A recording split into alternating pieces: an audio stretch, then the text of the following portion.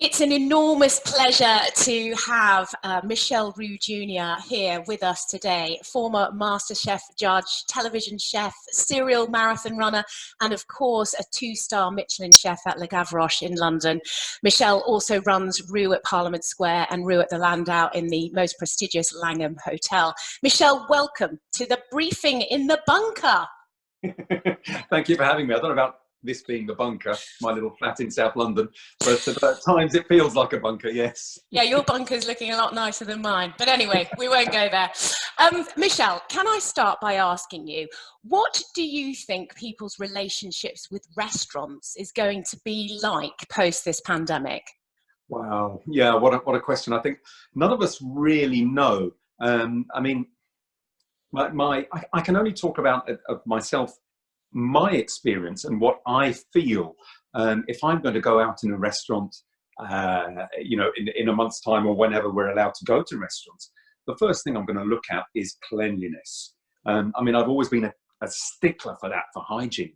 You know, sometimes I look at people's shoes and I think, shoes are not polished, not nice, you know, or if they don't look after their personal, sort of the way they look, then how are they operating? So I think, you know, for me, that's going to be the number one thing, and that can start actually from the very front door. You know, as you walk in, are the windows clean, sparkly? Is the door handle well polished? And then the first member of staff you see, and so on, and so it goes on and on and on like that. But then we're not even talking about the toilets, you know, which is another place that has to be scrupulously clean. So I think that's going to be number one. And you won't be able to get away with that at all. I mean, you've never, you know, in past never been able to get away with it, but even more so now. People are going to be really put off by any kind of sort of, you know, not attention to detail. And then I think we're talking about maybe waiters or waiting staff, front of house wearing masks. Now, I think that's actually a little bit too much. I think that's giving the wrong message. That's giving the message that actually we've got something to hide. So I would not be in favour of the front of house wearing masks or gloves for that matter. But it's so difficult. We don't know really how we're going to come out of this lockdown as restaurateurs. But one thing's for sure, we all want to get there quickly. And I think we're all yearning to be able to get together with some friends and to celebrate a good occasion, a special occasion. I'm kind of alluding to my birthday this year, which, Yes, of course, which has been, you know, postponed, not cancelled.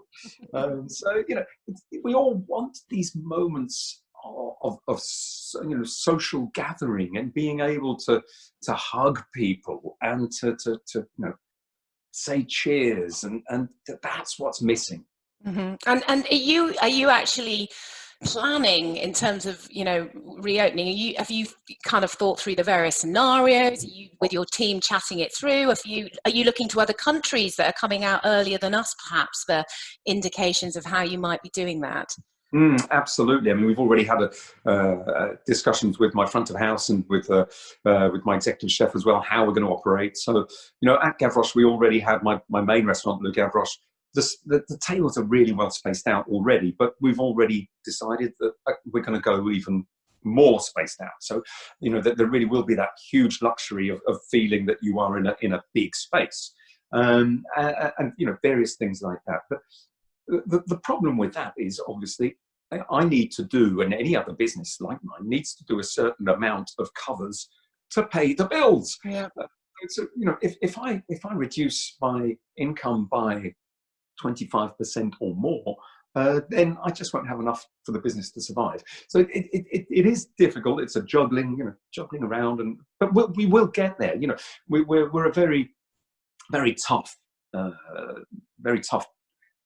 resolute kind of business. I think that the hospitality business, very fragile as well too, though. And I don't think a lot of people understand that, you know, we do live from month to month.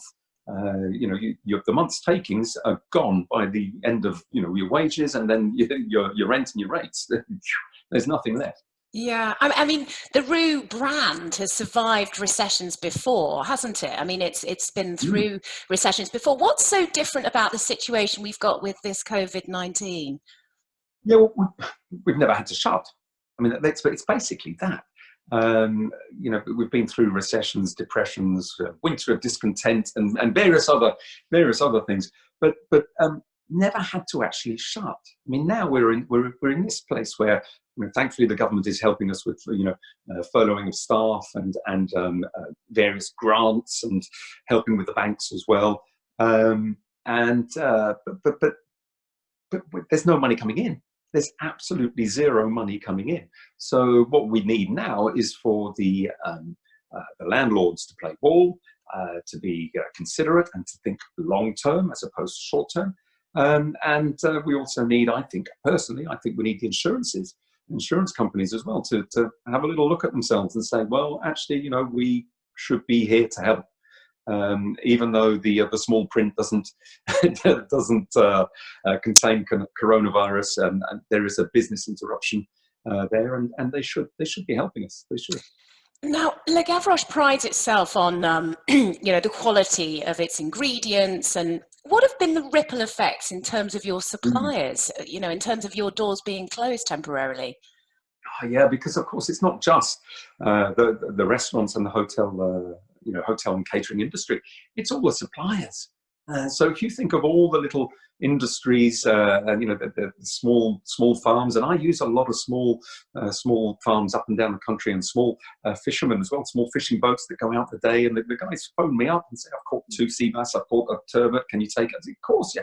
So all of these people now are out of a job because there's no more customers. So, you know, it is that ripple effect, and it goes all the way down. I mean, sheep farmers as well. My supplier of Herdwick lamb as well, he's basically closed down. He does a little bit of business selling through his websites and internet and such like, but that's never going to be enough for him to survive. So he's got a flock, huge flock of sheep out there that he's not taken to slaughter. And so it will become mutton at the end of the year, which is not quite the same. He's had to look after them for 6 months or so. And then the problem is as well thinking, well, what's business going to be like next year? Do I plan for next year? How many spring lamb am I going to need next year? You know, and it is a total nightmare. That ripple effect is incredible, all the way down, all the way down. Can there be any positives gained from lockdown? I mean, if we try really hard to think of them, what would you say those might be? Well, the first one that springs to mind is I think people in general are now looking at buying British, buying local as well. So you know, if you're lucky enough to live in the countryside, then small independent retail shops or small independent farmers maybe are opening their gates and selling that way. And I think that anything with a British flag on is something that people now are looking at and saying we have to support our country, which is fantastic. And I really do think that's a great thing, and it should be encouraged. And I do hope that when all of this is over, that the people do carry on doing that and buying British where possible. Yeah, well, that's clearly a silver lining, I suppose. What have you been cooking in lockdown? Yeah, I have put on a few pounds, and my wife too. She said, "Oh, I'm not going on the scales this morning. No, it's too scary." But yeah, it's well, I'll let you in a secret. It was my wedding anniversary yesterday, or our wedding anniversary yesterday. Congratulations.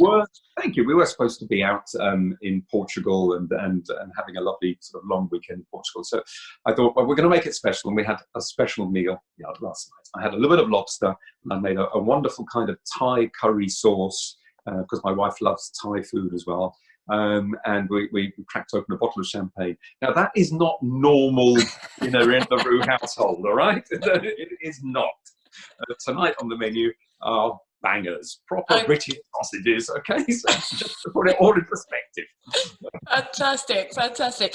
Now I happen to know that you are about to become grandfather for the first time over the next few weeks. So I can't help myself. I need to ask this question.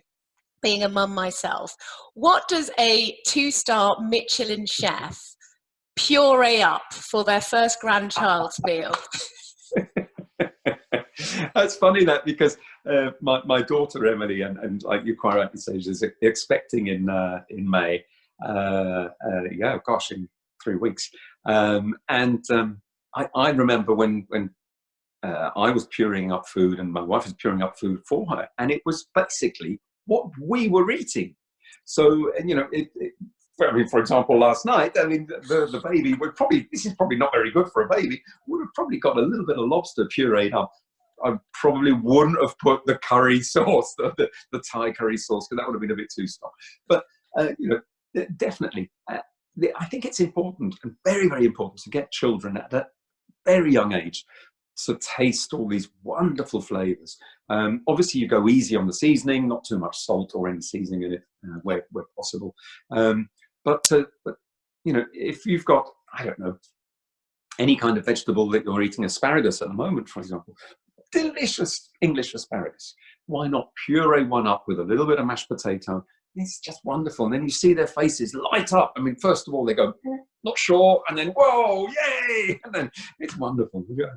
As you can see, I can't wait to being a granddad. I can see. So whatever it is, it's going to be British and it's going to be in season, that's for sure. We can say Most important, absolutely. Look, Michel, it's been absolutely lovely chatting to you. I'm afraid we're out of time, but thank you so much for your insights, and I do wish you all the luck. I know it's a tough industry to be in, and I know lots of restaurants are suffering at the moment. Very so much. I do really hope that your re-emergence is going to be a positive one, and that you can all come together and make some sense from this. But thank you so much for being in the Brilliant Minds bunker with us today. And yeah, see you soon. Thanks, Michel. Thank you. Bye-bye.